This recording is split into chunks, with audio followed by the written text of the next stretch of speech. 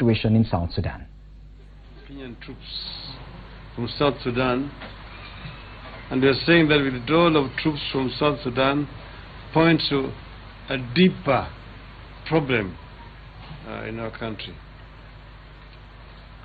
On Tuesday, the 1st of November 2016, the UN announced that it had sacked Lieutenant General Johnson Magoha Kimani Undiki as head of its peacekeeping mission in South Sudan, that is UNMISS. 2 days later, on the 4th of November this year, President Uhuru Kenyatta announced that Kenya would withdraw its troops from the UN mission. Again, 2 days later, the first batch of troops who had served in the UN peacekeeping mission arrived home.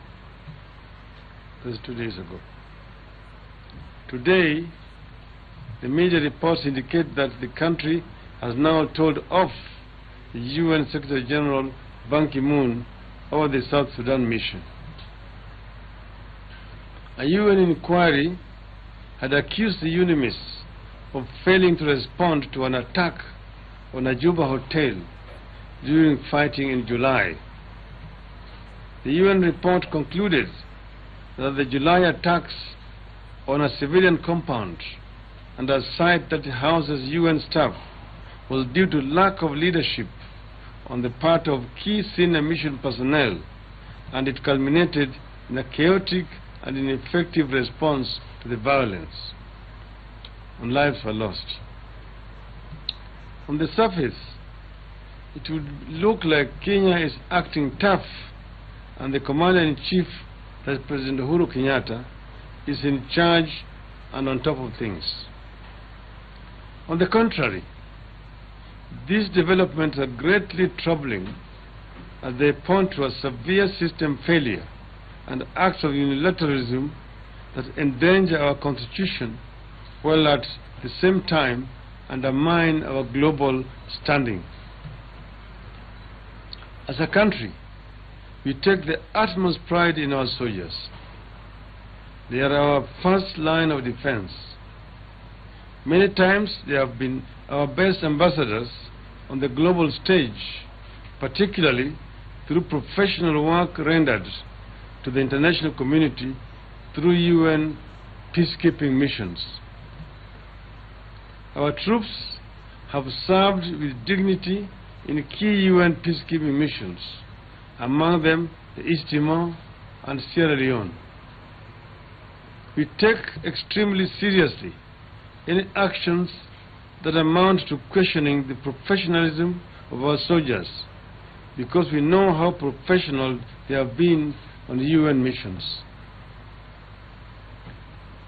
While we take reservations at the manner in which the UN handled the alleged failure of the Kenyan commander, we have even greater misgivings to the manner in which the President responded to this alleged slight.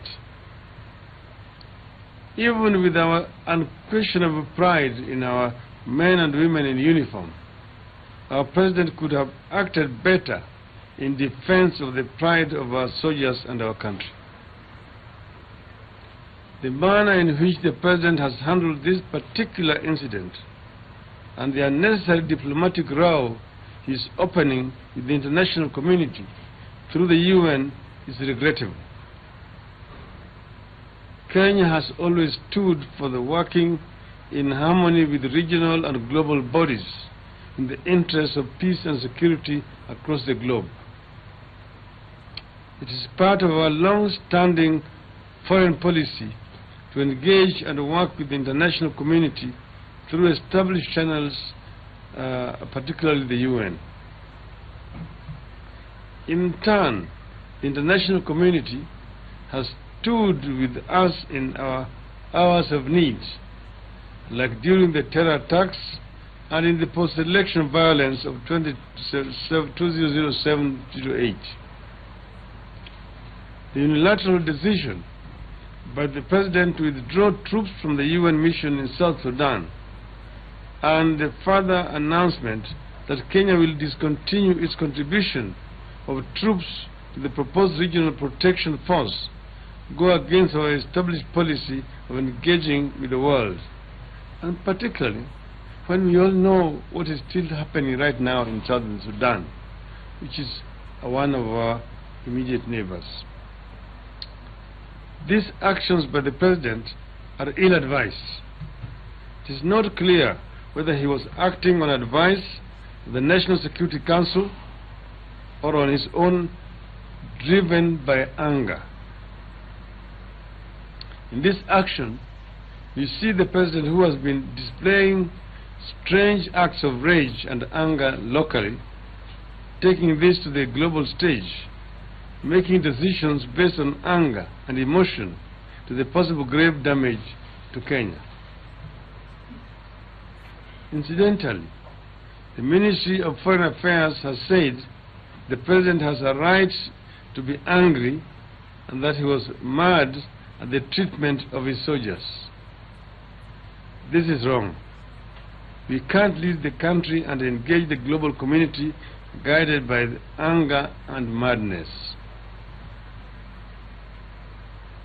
These actions do little to raise Kenya's standing among the community of nations. The last thing the world needs is to engage with a country whose leadership can wake up and act unilaterally, giving instructions that jeopardize global peace without notice. The world thrives on predictability and procedure.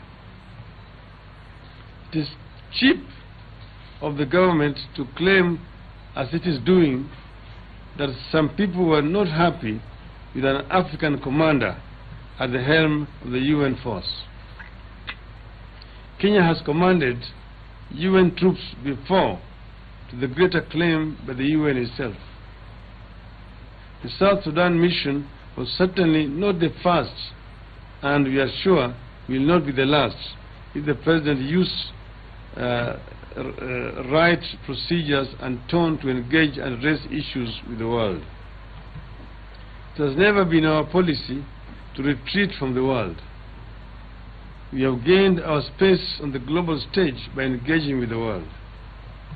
The government says it had not received the UN report that recommended the dismissal of Lieutenant General Ondieki by the time he was dismissed.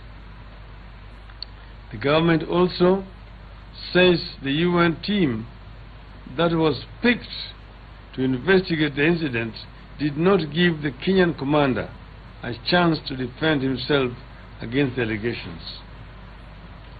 We have also been told that when the Deputy President, Honorable William Ruto, and senior government officials and diplomats visited the UN in New York during the General Assembly meetings in September, they were kept in the dark regarding the inquiry.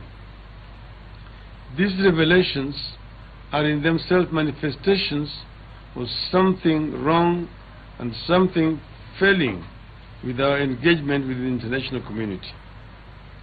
Kenya has never been taken lightly by the international community in the manner being portrayed by the government. These are indications of diplomatic and systematic failure.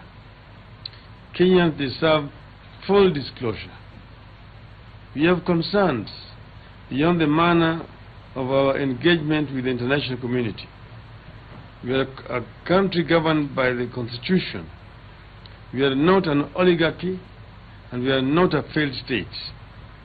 Our Constitution spells out how Kenya can deploy and withdraw troops. The power is bestowed on the National Security Council. The Constitution says at Article 248A